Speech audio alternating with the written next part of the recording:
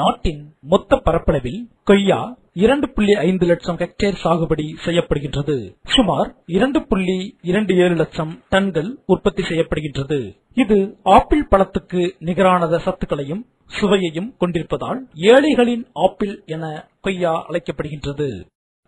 மண் மற்றும் தட்பவெப்பம். வெப்ப மிதவெப்ப மண்டல பயிரான இது கடல் மட்டத்திலிருந்து 1500 மீட்டர் உயரமுள்ள பகுதிகளில் வளரும். ஆண்டின் மழையளவு 1000 மில்லிமீட்டர் வரை உள்ள இடங்களில் மரத்தின் வளர்ச்சி நன்றாக இருக்கும். இம்மரம் தனது கடினத்தன்மையால் வண்டன் மண்ணிலிருந்து அனைத்து வகையான மண் வகைகளிலும் வளரக்கூடியது. மேலும் நல்ல வடிகால் வசதியுடைய நிலங்களில் சாகுபடி செய்யலாம். இதற்கு மண்ணின் கார அமிலத்தன்மையானது 4.5 முதல் 7.5% என்ற அளவில் இருக்க வேண்டும். இளஞ்செடிகள் வறட்சி குளிர்ச்சியை தாங்காது.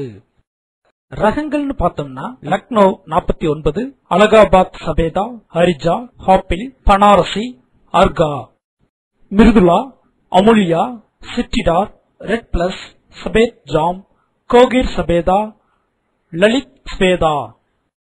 நிலம் தயார்படுத்துதல். கொய்யா பயிரிடிருக்கும் நிலங்களை 2 முதல் 4 முறை உழுது 0.6 மீட்டர் ஆழ அகல என்ற அளவில் குழி தோண்டி மேல் மண்ணுடன் 20 கிலோ தொழு உரம் 500 கிராம் சூப்பர் பாஸ்பேட் கொண்டு நிரப்ப வேண்டும். கன்றுகளை குழிகளின் நடுவே நட்டு மண்ணால் அணைக்க வேண்டும். பருவமழை தொடங்கும் பொழுது நட வேண்டும். அடர்த்தி நடவு. நிலத்தின் தன்மை, மண்வளம், நடவு முறையை பொறுத்து ஏக்கருக்கு 112 செடி வரை நடலாம். எனினும் இது பொதுவாக 3.6 மீட்டரிலிருந்து 5.4 மீட்டர் இடைவெளியில் நடப்படுகிறது. இதில் பழத்தின் எடை அளவு குறைவாக இருந்தாலும் ஒரு மரத்தின் பழங்களின் எண்ணிக்கை அதிகமாக இருக்கும். நடவு முறை 10x10, 12x10, 12x12 மற்றும் 16x8 ஆகிய இடைவெளிகளில் நடவு செய்யலாம். ஒட்டுக்கன்றுகளை 2x2 என்ற அளவுள்ள குழிகளில் நடவு செய்ய வேண்டும். குழிகளில் தொழு உரம் மற்றும் மண் 1:1 என்ற விகிதத்தில் கலந்து நிரப்ப வேண்டும். பின் ஒட்டு நாற்றுகளை நட்டு சிறு மூங்கில் குச்சிகளை அதற்கு ஆதரவாக நட வேண்டும். சொட்டு நீர் பாசன முறையில் குழி ஒன்றுக்கு ஒரு நாளைக்கு 2 முதல் 3 லிட்டர் நீர் விட வேண்டும். 6 மாதங்கள் கழித்து நீரின் அளவை அதிகரிக்க வேண்டும். செடி நேராக 1 அல்லது 2 கிளைகள் விட்டு பக்க கிளைகளை ஒடிக்க வேண்டும். நீர் மேலாண்மை. பொதுவாக கொய்யா மரங்களுக்கு நீர்ப்பாசனம் தேவையில்லை. ஆனால் தொடக்க நிலையில் இளஞ்செடிகளுக்கு ஓராண்டுக்கு 8 முதல் 10 முறை நீர்ப்பாசனம் அவசியம். முழு வளர்ச்சி தாங்கிய மரங்களுக்கு மே, ஜூலையில் வாராந்திர இடைவெளியில் நீர் பாய்ச்ச வேண்டும். சொட்டு நீர் பாசனம் மூலம் 60% தண்ணீர் சேமிப்பதுடன் பழத்தின் எடை அளவு கணிசமாக அதிகரிக்கும். உரமிடும் முறை. ஆண்டுக்கு 2 முறை நன்கு மக்கிய தொழு உரம் செடிக்கு 5 கிலோ வீதம் இட வேண்டும்.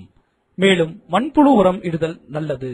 உர உபயோகத்தை அதிகப்படுத்த ஏக்கருக்கு 5 கிலோ அசோஸ்பெரிலம் மற்றும் பாஸ்போபாக்டீரியா போன்ற உயிர் உரங்களை தொழு உரத்துடன் கலந்து இட வேண்டும்.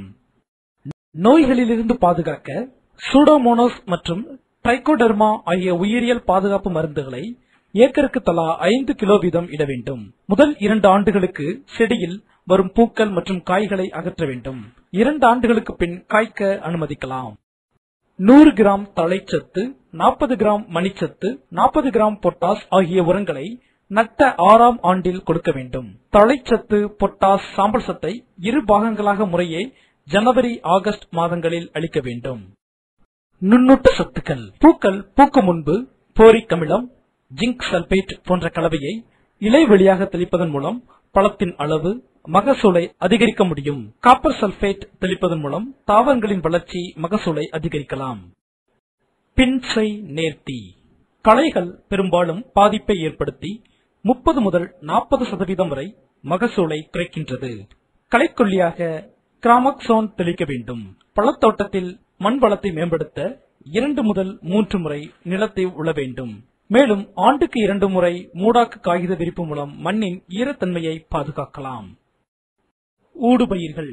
கொய்யாவில் பச்சை பயிர், உளுந்து, தக்காளி மற்றும் பீட்ரூட், சாம்பல் பூசணி, வெள்ளரி, அன்னாச்சி, பீன்ஸ், முட்டைக்கோஸ் போன்ற பயிர்களை பயிரிடலாம். கவாத்து மற்றும் சீரமைப்பு. கொய்யா மரங்களில் கவாத்து செய்வதன் மூலம் பழத்தின் தரம் மகசூலை அதிகரிக்க முடியும். காய்களை தாங்குவதற்கேற்ப கிளைகளின் வலுவான கட்டமைப்பை உருவாக்குகிறது. இதற்காக தரைமட்டத்திலிருந்து வெளியே வரும் தளிர்களை 30 சென்டிமீட்டர் வரை துண்டிக்க வேண்டும். மேலும் 4 தூக்கு கிளைகளை வளரவிட்டு நடுப்பகுதியை திறக்க வேண்டும். பயிர் ஒழுங்குபடுத்துதல். பருவகால பயிர்களை ஒப்பிடுகையில் குளிர்காலத்தில் பயிர்கள் தரம் உயர்ந்தும் அதிக விலைக்கும் போகும்.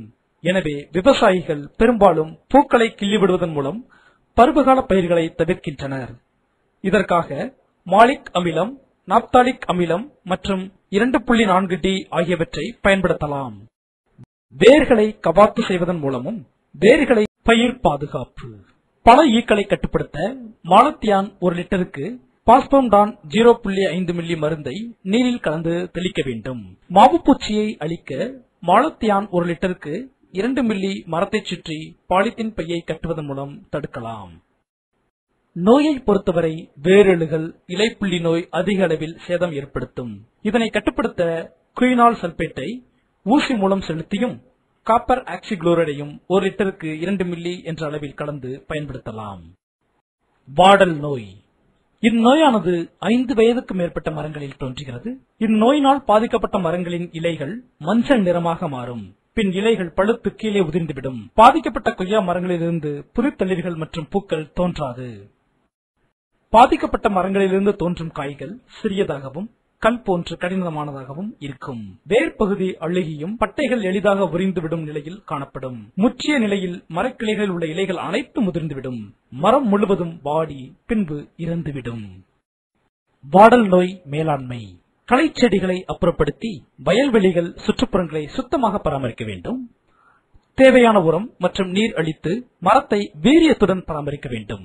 வாடல் நோய் அறிகுறிகள் தென்பட்டால் 1 லிட்டர் தண்ணீரில் 1 கிராம் கார்பன்டசியம் மருந்தை கலந்து நோய் தாக்கிய மரத்தின் தூரை சுற்றி வேர்பகுதி நனையும்படி மருந்து கலவையை ஊற்றி இந்நோயினை கட்டுப்படுத்தலாம்.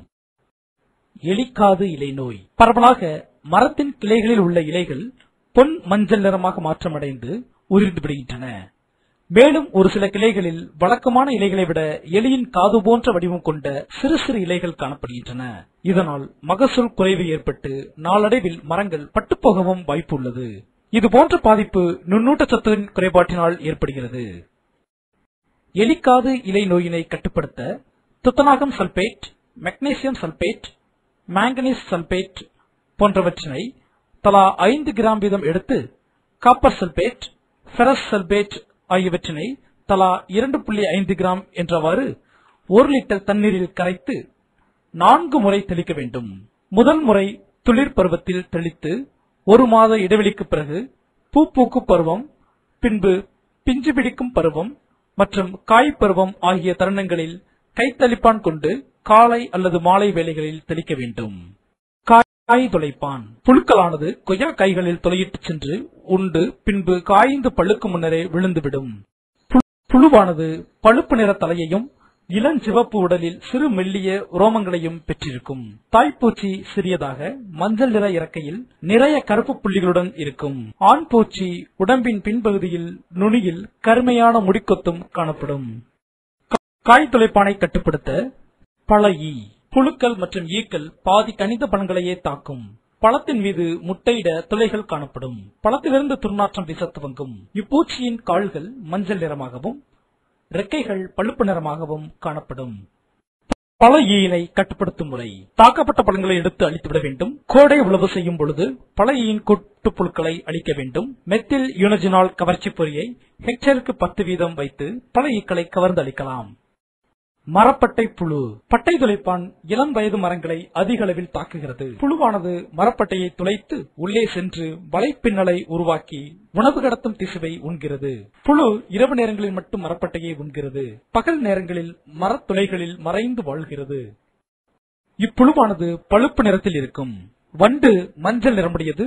முன் ரெக்கையில் பழுப்பு நிறக்கோடும் பின் ரெக்கையில் வெண்ணிற பட்டைக்கோடும் இருக்கும்.